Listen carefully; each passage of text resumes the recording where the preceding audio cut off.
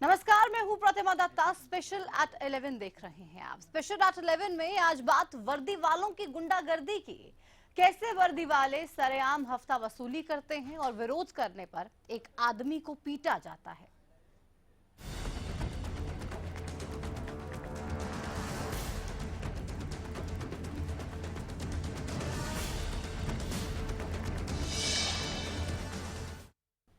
पहले चोरी फिर सीनाजोरी। कुछ ऐसी ही वारदात सोनीपत के ककरोई रोड की जूस की दुकान के कैमरे में कैद हुई है। सेवा, सुरक्षा और सहयोग का नारा देने वाली खाकी के रखवाले किस तरह से कानून की धज्जियां उड़ाते हैं, देखिए। प्रदेश में खाकी का सच देखिए। सीसीटीवी में कैद खाकी की बर्बरता। हफ्ता न देने पर दुकानदार की पिटाई। इंसाफ के लिए दर दर भटक रहे परिजन। सोनीपत के ककरोई रोड की जूस की दुकान के सीसीटीवी में कैद प्रदेश का ये सच देखिए। ये तस्वीरें बताने के लिए काफी हैं कि प्रदेश में खाकी के रखवाले किस तरह से कानून तोड़ते हैं। पहले तो जूस की दुकान में हफ्ता मांगा जाता है और हफ्ता न मिलने पर दुकानदार की पिटाई की जाती है। ये तस्वीरें बताने के लिए काफी है कि वर्दी का रौब किस तरह से आम आदमी पर टूटता है। दुकानदार की इतनी पिटाई की जाती है कि दुकानदार अस्पताल पहुंच जाता है। पीड़ित दुकानदार के परिजनों के मुताबिक मामला पुलिस कर्मियों से जुड़ा होने की वजह से उसकी फरियाद नहीं सुनी जा रही और आरोपियों में से एक विकास पानीपत पुलिस में है। वीरेंद्र दहिया पीटीआई है और इसके अलावा एक और व्यक्ति भी था। बालाजी जूस कॉर्नर के नाम से मेरे भाई की दुकान है। उनकी दुकान पे हर महीने के लिए 2-3 बंदे जो पुलिस में एसआईटी में बताते हैं अपने आप को रहना पुलिस में, वो हर महीने के लिए हफ्ता वसूली करके ले जाते हैं और फ्री में जूस वगैरह और सामान ले जाते हैं और जूस पी जाते हैं। कोई पैसा नहीं देते। हम लोग उसमें मेरे को 2.5 लाख रुपए देने हैं जी। किस चीज के उधारे ले रखे थे जी, लेने से इनकार कर रहा है और उस दिन कह रहा भाई पैसे ले जाइयो आप। वहाँ जाके पैसे मांगे, मेरे साथ एक जो साथी और था तो उन्हें सिचुएशन ऐसी कर दी। अब हाथापाई की लोग बताइए उसके साथ। जबकि आरोपी पुलिस कर्मियों का कहना है कि दुकानदार ने उनसे 2.5 लाख रुपए उधार लिए हुए थे और पैसे देने में आनाकानी कर रहे थे। उन्होंने पैसे मांगे, वो पहले ही उनसे मांगते थे, लेकिन अब की बार उन्होंने जैसे एडमिशन फीस वगैरह उसका चक्कर पकड़ रखा, बच्चे वगैरह उनके पास पैसे नहीं थे। पुलिस अधिकारी राम कुमार के मुताबिक इस मामले में उनके पास किसी का बयान ही नहीं है और बयान होने पर कार्यवाही की जाएगी। झगड़े का जो मामला आया था पुलिस के पास, उसमें जो डॉक्टर ने फिट खोल के रखा, जो उन्होंने अपनी स्टेटमेंट नहीं दी। जैसे ही पुलिस के पास स्टेटमेंट आ जाएगी उसकी जैसी कार्रवाई कर देंगे। ये पूरा मामला बताने के लिए काफी है कि अगर ऐसी ही खाकी की बर्बरता आम आदमी पर टूटती रही तो खाकी से आम आदमी का भरोसा और भी उठ जाएगा। कानून तोड़ने वाले आखिरकार क्राइम कैसे कम करेंगे? सोनीपत से योगेश सूद की रिपोर्ट, हरियाणा न्यूज। तो ये पूरा मामला वाकई में गंभीर है। हर बार खाकी पर सवालिया निशान खड़े होते हैं, लेकिन खाकी वाले सिर्फ और सिर्फ सेवा, सुरक्षा और सहयोग का झूठा नारा देने में व्यस्त दिखाई देते हैं, लेकिन काम कैसे करना है ये शायद वो जानते नहीं है। ये जो मामला सामने आया है ये भी कुछ ऐसे ही बता रहा है। जो पूरी वारदात है वो सीसीटीवी कैमरे में कैद हुई और वहीं से ही ये तमाम चीजें साफ हुई हैं। जूस की दुकान की सीसीटीवी में प्रदेश का सच कैद है। तस्वीरें ये बताने के लिए काफी हैं कि आखिर खाकी किस तरीके से कानून तोड़ते हैं। खाकी पहनकर उन्हें लगता है कि वो कानून तोड़ सकते हैं, वो कुछ भी कर सकते हैं। जूस की दुकान में पहुंचते हैं, हफ्ता मांगा जाता है, हफ्ता नहीं मिलने पर दुकानदार की पिटाई तक कर दी जाती है। और वर्दी का रोब हर बार हमने देखा है अपने प्रदेश में, लेकिन आखिर ये सब कब तक? क्या वर्दी का रोब ज्यादा है या वर्दी जिस फर्ज को पूरा करने के लिए पहनी जाती है वो फर्ज पूरा किया जाना चाहिए? इतनी पिटाई करते हैं ये खाकी वाले, इतनी पिटाई करते हैं कि व्यक्ति अस्पताल में पहुंच जाता है। पुलिस वाले अपना काम करते नहीं हैं और ये पूरा मामला पुलिस से जुड़ा हुआ है, इसलिए इस पूरे मामले को लेकर पुलिस वाले भी इस सब पीड़ित की गुजारिश को सुन नहीं रहे हैं, इसकी तकलीफ को देख नहीं रहे हैं और तमाम चीजों का खामियाजा सिर्फ और सिर्फ इस व्यक्ति को ही भुगतना पड़ रहा है। लेकिन आखिर ये सब कब तक चलता रहेगा? ये तमाम चीजें सूबे में कब तक देखने को मिलती रहेंगी? क्योंकि ये बातें अक्सर कही जाती हैं, लेकिन इन बातों के बाद भी बहुत से सवाल खड़े होते हैं जो ये बताते हैं कि आखिर ये सब कुछ यूं ही जो चल रहा है ये कितना खोखला हो चुका है। पुलिस अधिकारी राम कुमार के मुताबिक इस मामले में उनके पास किसी का भी बयान अभी तक नहीं आया है। कार्रवाई की जाएगी अगर बयान आता है, लेकिन जो पीड़ित है उनका ये कहना है कि पुलिस वाले इस पूरे मामले में कोई सुनवाई नहीं कर रहे हैं। साथ ही साथ ये भी आपको बता दें कि जो आरोपी है वो एक पानीपत पुलिस में से भी बताया जा रहा है और इसके अलावा तमाम चीजें अक्सर देखने को मिलती है। पुलिस वाले किस तरीके से दबंगई दिखाते हैं। हमारे साथ संवाददाता योगेश सूद इस वक्त हैं फोन लाइन पे।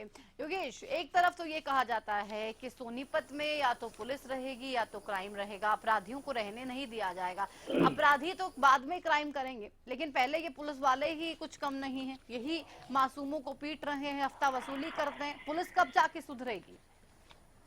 जी, मैं सुनाई नहीं दे रही आपकी आवाज। योगेश, आप सुन पा रहे हैं मुझे? जी हाँ, आप बताइए। योगेश, इस पूरे मामले में क्या कुछ कहा जा रहा है, क्या कुछ जानकारियां मिल रही है? पीड़ित ने किस किस को शिकायत की, लेकिन अब तक क्या कोई कार्रवाई हुई? देखिए, पुलिस का इस मामले में ढुलमुल रवैया है। पुलिस कह रही है कि पीड़ित ने अभी तक बयान दर्ज नहीं करवाए, जबकि पीड़ित की पत्नी का ये कहना है कि हम बार बार पुलिस को फोन करते हैं कि हॉस्पिटल में एडमिट है उसके हस्बैंड और आके बयान ले ले। लेकिन पुलिस का यही बहाना है कि अभी तक बयान दर्ज नहीं हुआ है, जैसे बयान दर्ज हो जाएंगे तो हम कानूनी कार्रवाई करेंगे। उधर पीड़ित पक्ष का ये भी कहना है कि उन पर बार बार दबाव बनाया जा रहा है कि इस मामले में फैसला करके इस मामले को रफा दफा किया जाए। अब फिलहाल कई दिन हो चुके हैं, 7-8 दिन गुजर चुके हैं इस मामले को। पुलिस इस मामले में लग नहीं रहा कि कोई कार्रवाई करेगी। योगेश, पुलिस कोई कार्रवाई करती दिखाई नहीं दे रही है। पीड़ित कह रहे हैं कि शिकायत की है, पुलिस वाले कह रहे हैं कि शिकायत मिली ही नहीं है। इतना विरोधाभास आखिर इन दोनों बातों में क्यों? जी, शिकायत की है, लेकिन एक बयान दर्ज होते हैं, शिकायत के आधार पर बयान दर्ज किए जाते हैं। अभी तक वो बयान नहीं हो पा रहे हैं। तो बयान क्यों नहीं दर्ज हो पा रहा है? क्या कह रही है पुलिस? हाँ जी, देखिए, पुलिस कह रही है कि बयान देने पीड़िता ने मना किया है। जिस वक्त पुलिस बयान लेने गई थी, पीड़ित इस हालत में नहीं था कि वो पुलिस को बयान दे सके, काफी सदमे की स्थिति में था। उसके बाद पुलिस वालों को कांटेक्ट किया गया, पीड़ित की पत्नी का जो जैसा कि बयान है हमारे पास, लेकिन पुलिस कह रही है कि अभी तक बयान हुआ नहीं। इसी तरह तो मामले में पेच फंसा हुआ है। अब देखते हैं क्या कार्रवाई होती है। उधर पीड़ित पक्ष का ये भी आरोप है कि उन्हें बार बार कॉम्प्रोमाइज के लिए दबाव डाला जा रहा है। बार बार कॉम्प्रोमाइज के लिए भी दबाव बनाया जा रहा है। योगेश, ये दबाव कौन बना रहा है? जी देखिए, यहाँ पे एक पीटीआई है जो बता रहा है, जो आरोपी की बाइट भी हमने करी थी, जो ये बता रहा है कि लेन देन का मामला है, मैंने पीड़ित पक्ष से 2.5 लाख रुपए लेने हैं। लेकिन पैसे लेने हो या कुछ भी हो, कानून को अपने हाथ में लेने का हक किसी को नहीं है। यहाँ सरासर कानून की धज्जियां उड़ी हैं और इस मामले में पुलिस को देर से हुए कार्रवाई करनी ही पड़ेगी। लेकिन पुलिस तो कोई कार्रवाई कर नहीं रही है। योगेश, क्या उम्मीद की जा सकती है कि कभी अपराध खत्म हो पाएगा? ये हफ्ता वसूली जो पुलिस वाले करते हैं, ये गुंडागर्दी जो पुलिस वाले करते हैं, वर्दी का रोप जो पुलिस वाले दिखाते हैं, ये आखिर कैसे ठीक करेगी पुलिस? जी देखिए, अब इस मामले में तो जैसे भाजपा सरकार ने कहा है कि सुशासन देगी, लेकिन सुशासन कहीं अभी तक दिखाई तो नहीं दे रहा। अब पुलिस की गुंडागर्दी कैसे कम होगी या नहीं होगी, अब ये मामला क्या सरकार को करना है कि वो इस मामले में क्या करेगी और उसे कैसा सुशासन हरियाणा को देना है। नहीं, वो कैसे दिया जाएगा? एक तरफ वो बयान भी पूरे सूबे को याद है, ये कह दिया गया था सोनीपत में कि या तो यहाँ पे अपराधी रहेंगे या पुलिस रहेगी, अपराधियों का पूरे तरीके से खात्मा कर देंगे। लेकिन पुलिस वाले ही अपराधी बन रहे हैं, तो अपने अपराधियों को पहले कैसे सुधारा जाएगा? जी देखिए, इस मामले में हमारा कुछ कहना तो मुश्किल है। देखिए, जैसे ही मामला अभी आरोप प्रत्यारोप का दौर जारी है, इस मामले में शायद डीआईजी सोनीपत जो कि ऑफिशिएटिंग एसएसपी है एचएस जोन, वो कुछ मामले में दखल दे तो शायद मामला सुलझ सकता है, लेकिन फिलहाल कोई उम्मीद नजर नहीं आ रही। लेकिन योगेश, हफ्ता वसूली के आखिर कितनी दुकानों पर ये चलता आ रहा है? क्योंकि तस्वीरें इस दुकान की तो कैद हो गई, लेकिन बहुत सी ऐसी दुकानें हैं, बहुत सी ऐसी जगह है जहां से ये हफ्ता वसूली होती है, लेकिन चीजें खुलकर सामने नहीं आ पाती। जी देखिए, बस आश्चर्य बात है कि ये सीसीटीवी फुटेज सामने आने के बाद भी पुलिस ने अभी तक कार्रवाई नहीं की। ये अपने आप में एक सवाल खड़ा करता है पुलिस की कार्रवाई पे। इस मामले में अब यही है कि देखें पुलिस मीडिया में खबर आने के बाद इस मामले को एक्सक्लूसिव है हमारे पास, कुछ कार्रवाई करती है कि नहीं करती है, अभी ये देखना बाकी है। लेकिन योगेश, ये जो तस्वीरों में व्यक्ति पिटाई कर रहा है वो कौन है? कौन वो पुलिस अधिकारी है? योगेश, योगेश आपको आवाज मिल रही है? योगेश जी, आपकी आवाज कट रही है बार बार। योगेश, आप सुन रहे हैं मुझे?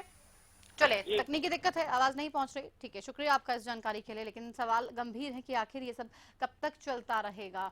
बहुत से गंभीर सवाल हैं। खाकी आखिर कैसे अपना फर्ज निभाने से चूक सकती है, वो भी जानबूझकर खाकी ये तमाम चीजें कर रही है।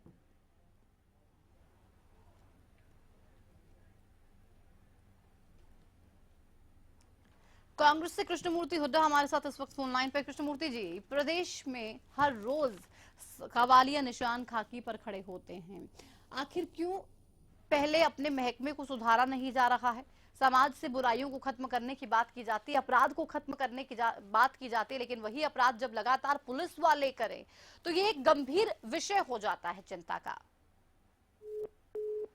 कृष्णमूर्ति जी, आप सुन रहे हैं? चले, कृष्णमूर्ति जी से भी संपर्क हमारा टूट गया है। बहुत से सवाल हैं, लेकिन जवाब कैसे मिल पाएगा इसका भी जवाब नहीं है, क्योंकि पुलिस लगातार बदनाम हो रही है। पुलिस को किसी भी तरीके से शायद काम करना नहीं है, लोगों को प्रताड़ित करना, लोगों को परेशान करना ही उसकी आदत में शुमार हो गया है और सिर्फ खामियाजा आमजन को ही भुगतना पड़ता है। आम जनता परेशान रहती है, हैरान रहती है, लेकिन पुलिस वाले मस्त रहते हैं। उनको लगता है कि वर्दी पहन ली, खाकी पहन ली तो लोगों को वो कुछ भी कह सकते हैं, लोगों के साथ वो कुछ भी कर सकते हैं, उन्हें किसी भी हद तक परेशान कर सकते हैं, उन्हें किसी भी हद तक प्रताड़ित किया जा सकता है। कृष्णमूर्ति हुड्डा साहब, फिर से आवाज मिल रही है आपको? कृष्णमूर्ति जी, आप सुन पा रहे हैं मुझे? जी कृष्णमूर्ति जी। हाँ जी जी, कृष्णमूर्ति जी, प्रदेश की पुलिस पर सवालिया निशान हर बार खड़े होते हैं। प्रदेश में से क्राइम को खत्म करने की बात की जाती है, लेकिन ये पुलिस वाले जो क्रिमिनल्स बने हुए हैं, कहीं हफ्ता वसूली की जाती है, कहीं व्यक्ति की पिटाई की जाती है, कहीं उसको मार मार के इतना बुरी हालत कर दी जाती है कि वो अस्पताल पहुंच जाता है। सूबे की पुलिस को पहले सुधारना होगा, ये कैसे संभव हो पाएगा? देखिए, सरकार की कथनी और करनी में दिन रात का फर्क है। ये नारे ऐसे दे देते हैं कि लोगों को मूर्ख बना देते हैं। नारा दे रहे हैं कि सबका विकास, सबका साथ, सबका विकास। कहाँ सबका विकास हो रहा है? विकास एक पर्टिकुलर वर्ग का हो रहा है। और पुलिस को इन्होंने इतना निकम्मा बना दिया है कि पुलिस बेलगाम हो चुकी है। आज कानून व्यवस्था की स्थिति पूरे हरियाणा के अंदर बड़ी भयावह हो चुकी है। चलिए, बिल्कुल ये चिंता का विषय है। कृष्णमूर्ति जी, बेहद शुक्रिया आपका हमसे जुड़ने के लिए। बीजेपी से वीरेंद्र सिंह चौहान जी हमारे साथ हैं फोन लाइन पे। वीरेंद्र जी, आखिर ये सब क्यों, जब पुलिस की जिम्मेदारी है कि वो लोगों को जो तमाम परेशानियां हो रही हैं उससे राहत दिलाने के लिए काम करे, लोगों के लिए काम करे, लेकिन आखिर क्यों ये वर्दी वाले वर्दी पहनकर उसका रूप दिखाते हैं? देखिए, मुझे तो ये मालूम नहीं कि आप किस संदर्भ में ये प्रश्न कर रही हैं, लेकिन एक बात मैं आपको कह दूं। एक तो ये कि पुलिस वाले सारे के सारे वर्दी को बदनाम ही करते हैं, वर्दी को दागदार ही करते हैं, ऐसा नहीं है। पुलिस बेहतरीन काम भी कर रही है। मामला भी बता देती हूँ, मामला बता दीजिए। सोनीपत का मामला है वीरेंद्र जी, ककरोई रोड का, जहां पर एक जूस की दुकान पर पुलिस वाले पहुंचते हैं हफ्ता वसूली के लिए। जब दुकानदार पैसे नहीं देता है तो उसकी जमकर पिटाई की जाती है। वो अस्पताल में पहुंच गया, इलाज उसका वहां पर चल रहा है, लेकिन अभी तक इस पुलिस वाले के खिलाफ कोई कार्रवाई तक नहीं की गई है। क्या इस पुलिस वाले के खिलाफ किसी ने लिखित में कहीं कोई शिकायत दी है? बिल्कुल शिकायत दी है। चलिए, संपर्क उनसे टूट गया। शिकायत दे दी गई है, लेकिन अब भी कोई कार्रवाई नहीं हुई। जो सवाल तो जरूर उठा रहा है, लेकिन ये भी बता रहा है कि आखिर सूबे की पुलिस वाकई में आज हाशिए पर पहुंच रही है। एक छोटे से ब्रेक के लिए रुक रहे हैं, तुरंत लौटेंगे।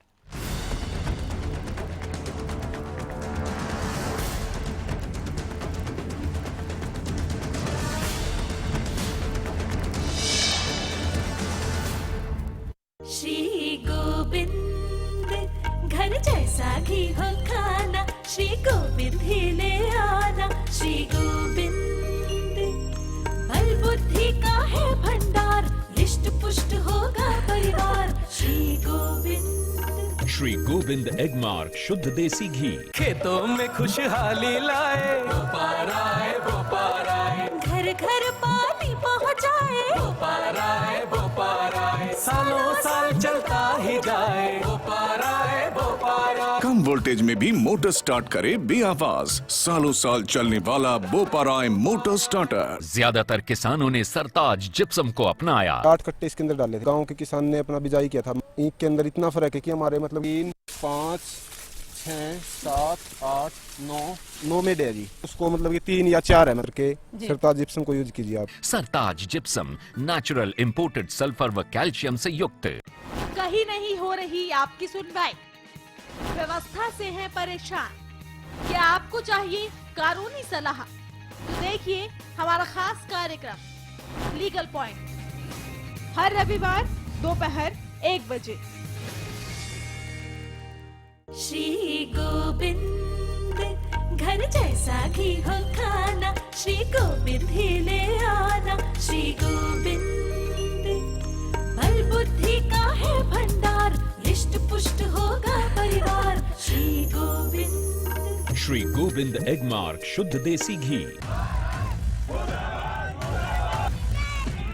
ये जो हो रहा है क्या सही हो रहा है? क्या आप उठाना चाहते हैं इसके खिलाफ आवाज? एक ऐसा मंच जहां आपसे जुड़ी खबरें सिर्फ खबरें बनकर ही न रह जाएं। आपकी आवाज वहां तक पहुंचाते हैं जहां उसके पहुंचने की जरूरत है।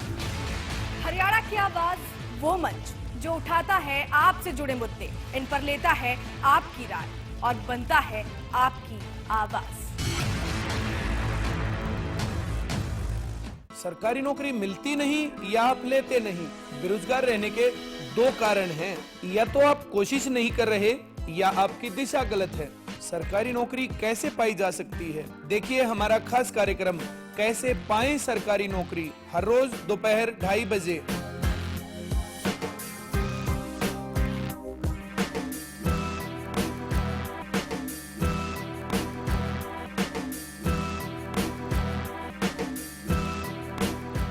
हरियाणवी संस्कृति, हरियाणवी बोली, रागिनी अपने हरियाणे की।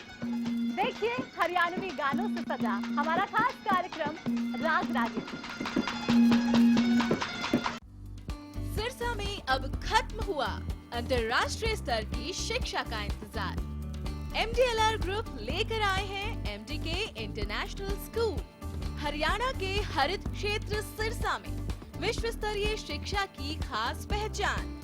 MDK international school Cambridge university London से जुड़े सिरसा के इस पहले रेसिडेंशियल कम डे बोर्डिंग स्कूल के डायरेक्टर हैं कैम्ब्रिज एग्जाम्स के आकलनकर्ता मिस्टर लॉरेंस फ्रे।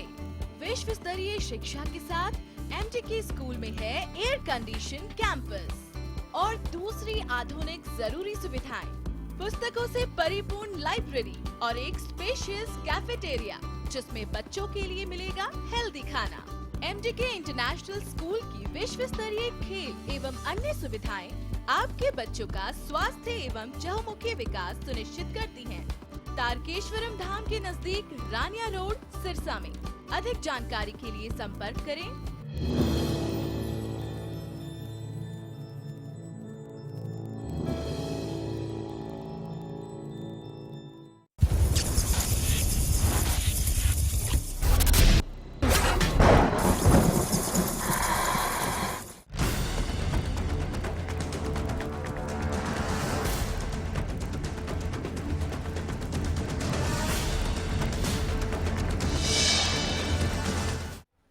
और सीधे आपको ले चलते प्रधानमंत्री नरेंद्र मोदी मन की बात कर रहे हैं, क्या कुछ कह रहे हैं सुनते हैं। बिना पटियाला पहुंच गए पंजाब।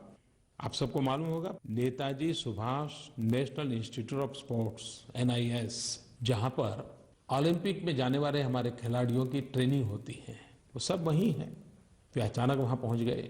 खिलाड़ियों के लिए भी सरप्राइज था और खेल जगत के लिए भी सरप्राइज था कि कोई मंत्री इस प्रकार से इतनी चिंता करे।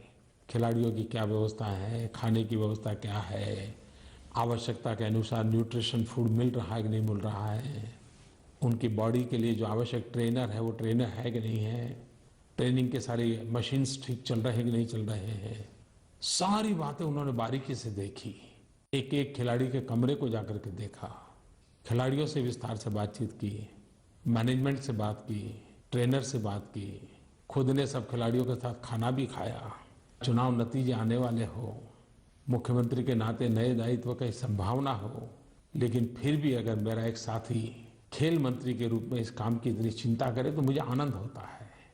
और मुझे विश्वास है कि हम सब इसी प्रकार से खेल के महत्व को समझें, खेल जगत के लोगों को प्रोत्साहित करें, हमारे खिलाड़ियों को प्रोत्साहित करें। ये अपने आप में बहुत बड़ी ताकत बन जाती है जी। जब खिलाड़ी को लगता है कि 125 करोड़ देशवासी उसके साथ खड़े हैं तो उसका हौसला बुलंद हो जाता है।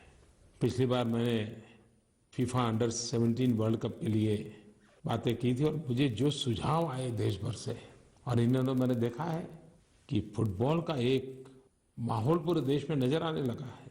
कई लोग इनिशिएटिव लेके अपनी अपनी टीमें बना रहे हैं। नरेंद्र मोदी मोबाइल ऐप पर मुझे हजारों सुझाव मिले। हो सकता है बहुत लोग खेलते नहीं होंगे, लेकिन देश के हजारों लाखों नौजवानों की खेल में इतनी रुचि है, ये अपने आप में मेरे लिए सुखद अनुभव था। क्रिकेट और भारत का लगाव तो हम जानते हैं, लेकिन मैंने देखा फुटबॉल में भी इतना लगाव, ये अपने आप में बड़ा ही एक सुखद भविष्य का संकेत देता है। तो रियो ओलंपिक के लिए पसंदगी के पात्र हमारे सभी खिलाड़ियों के प्रति हम लोग एक उमंग और उत्साह का माहौल बनाएं। आने वाले दिनों में हर चीज को जीत और हार की कसौटी से न कसा जाए। स्पोर्ट्समैन स्पिरिट के साथ भारत दुनिया में अपनी पहचान बनाए। मैं देशवासियों की अपील करता हूं कि हमारे खेल जगत से जुड़े साथियों के प्रति उत्साह और उमंग का माहौल बनाने में हम भी कुछ करें। पिछले 8-10 दिन से कहीं न कहीं से नए नए रिजल्ट आ रहे हैं। मैं चुनाव के रिजल्ट की बात नहीं कर रहा हूं, मैं उन विद्यार्थियों की बात कर रहा हूं जिन्होंने साल भर कड़ी मेहनत की, एग्जाम दी, 10th के 12th के, एक के बाद एक रिजल्ट आना शुरू हुआ है। ये तो साफ हो गया है कि हमारी बेटियां पराक्रम दिखा रही हैं। खुशी की बात है। इन परिणामों में जो सफल हुए हैं उनको मेरी शुभकामना है, बधाई है। जो सफल नहीं हो पाए उनको मैं फिर से एक बार कहना चाहूंगा कि जिंदगी में करने के लिए बहुत कुछ होता है। अगर हमारी इच्छा के मुताबिक परिणाम नहीं आए तो कोई जिंदगी अटक नहीं जाती है। विश्वास से जीना चाहिए, विश्वास से आगे बढ़ना चाहिए। लेकिन एक बड़े नए प्रकार का मेरे सामने प्रश्न आया है और मैंने वैसे इस विषय में कभी सोचा नहीं था, लेकिन मेरे माईगॉव पर एक ईमेल आया तो मेरा एक ध्यान गया। मध्य प्रदेश के कोई मिस्टर गौरव है, गौरव पटेल, उन्होंने एक बड़ी अपनी कठिनाई मेरे सामने प्रस्तुत की है। गौरव पटेल कह रहे हैं कि एमपी के बोर्ड एग्जाम में मुझे 89.33% मिले हैं। तो ये पढ़ के मुझे तो लगा वहाँ क्या खुशी की बात है, लेकिन आगे वो अपने दुख की कथा कह रहे हैं।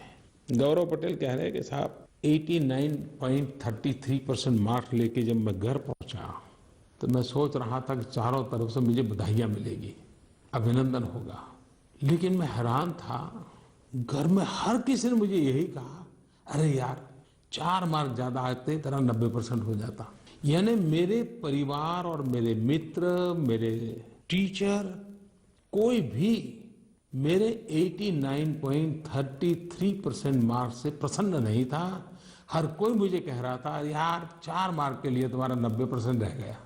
अब मैं इस बात को समझ नहीं पा रहा हूं कि ऐसी स्थिति को कैसे मैं हैंडल करूं। क्या जिंदगी में यही सब कुछ है क्या? क्या मैंने जो किया वो अच्छा नहीं था क्या? क्या मैं भी कुछ कम पड़ गया क्या?